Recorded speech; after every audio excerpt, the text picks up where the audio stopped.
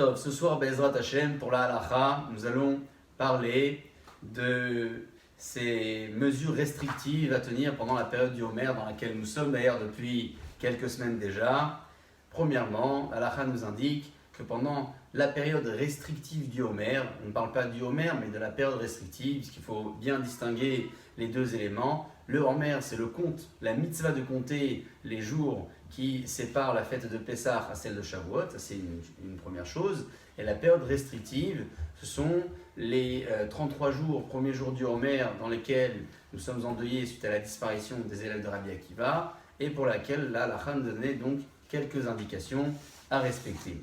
Je parle ce soir du port d'un vêtement ou de l'achat d'un vêtement qui est défini avec des détails très précis en matière d'halakha. Nous parlons ce soir d'une notion relative au shehianu, à la beracha qu'on la cite sur un nouveau vêtement. Pendant la période du Homer, nous n'avons pas le droit d'acheter un vêtement sur lequel nous disons habituellement la beracha de shehianu.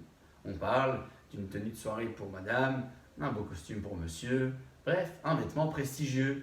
S'il s'agit simplement d'une chemise ou d'un vêtement bien plus simple encore, sur lequel on ne dit pas shehianu habituellement, on a le droit de l'acheter, si besoin bien sûr, pendant la période du Homer.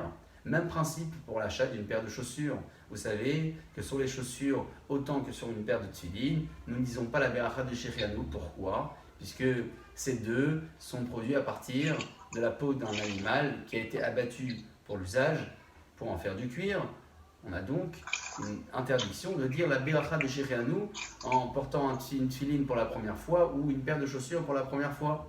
Voilà pourquoi, pendant la période du Homer, nous aurons le droit d'acheter des tefilines si besoin bien sûr, mais d'acheter une paire de chaussures et de la porter malgré les restrictions que j'ai évoquées un petit peu plus haut, Beruchim Tihiu.